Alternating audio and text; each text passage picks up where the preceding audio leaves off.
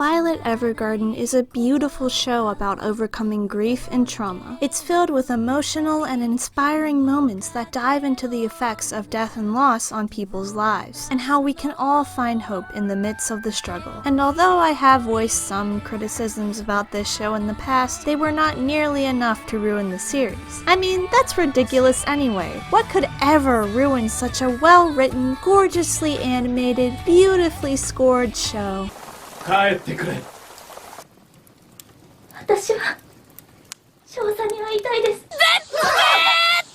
Now, I'm a little late to all of this, admittedly, but a new Violet Evergarden movie was released in Japan on September 18th of this year. And while I am still unsure if it will get localized at some point, I was able to find a trailer for the movie online revealing that Major Gilbert, Violet Evergarden's war companion and father figure slash possible lover, it's complicated, never died in battle like we thought he had and has been alive this whole time. This was a horrible decision. And look, I agree that as a concept, it would definitely be sweet for Violet and Gilbert to reunite after being separated for so long. But considering the story of the anime and Violet's character arc especially, this twist throws a wrench in so many of the show's strengths. Let's talk about Violet, who is the biggest casualty in this whole affair. Remember Violet's inspiring arc about overcoming grief and PTSD? How much she struggled and suffered in coming to terms with her feelings over Gilbert's death? Might as well just toss that all in the trash. One thing I loved about Violet Evergarden's handling of the subject of grief was the way that they were able to employ the emotional drama of the situation in order to connect with the viewer while still keeping the whole thing grounded for the most part. Throughout the rising action of season 1, there's this dramatic irony hanging over each of the episodes. Violet is determined that Gilbert is still alive, and it seems to be her only reason to live at this point, but all of the other characters know that he died in battle and are too afraid to tell her the truth, knowing what it might do to her. It's gut-wrenching to watch, but it's really effective at getting us invested in Violet and her inner conflict. This makes it so that when Violet finds out the truth, we can feel her pain. When she hits her lowest point, when the shock and grief of the situation is consuming her, it's so painful to watch. That's it.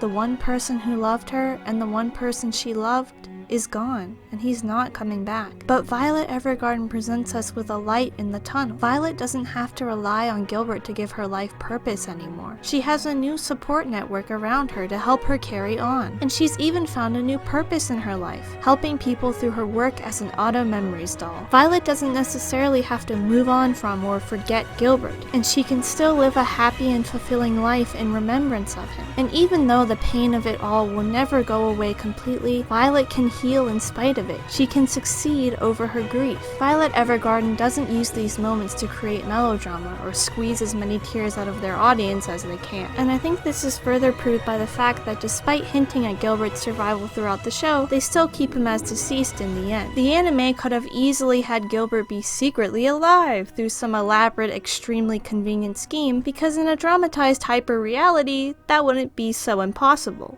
But they didn't. They committed to keeping the show grounded and realistic so that they wouldn't cheapen the emotional moments. Sadly, they decided to only go halfway in the end, and now that the Major is alive, all of the struggle and growth Violet underwent because she believed Gilbert was dead is basically meaningless. Instead of going for the grounded message that sometimes tragedy strikes and there's nothing that we can do but find a way to carry on, they turned it into some overdramatic soap opera where he was alive the whole time? Now, for the second victim, although to not as extreme of an extent as Violet, Major Gilbert. The main damage done to Gilbert is that now he looks like a selfish jerk. He was alive this whole time, and yet he let Violet, her friends, and Dietfried all suffer immense grief because they believed he was dead. I don't know what his reason is for going into hiding, but believe me when I say it better be a good one.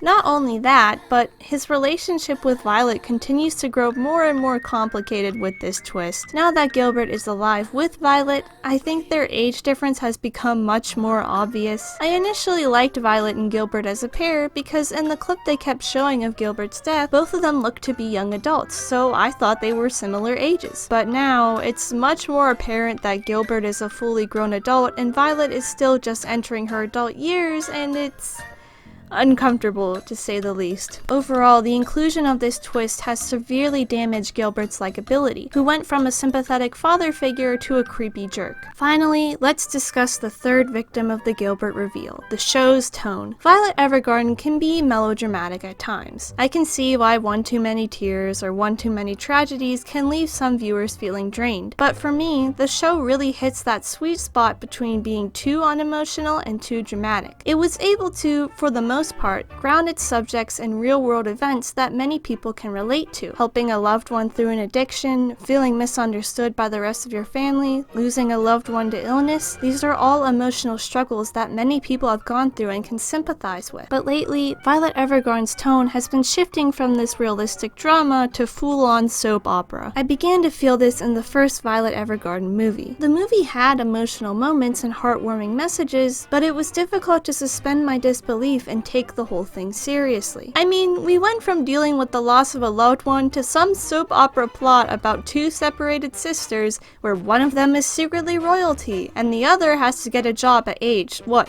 8?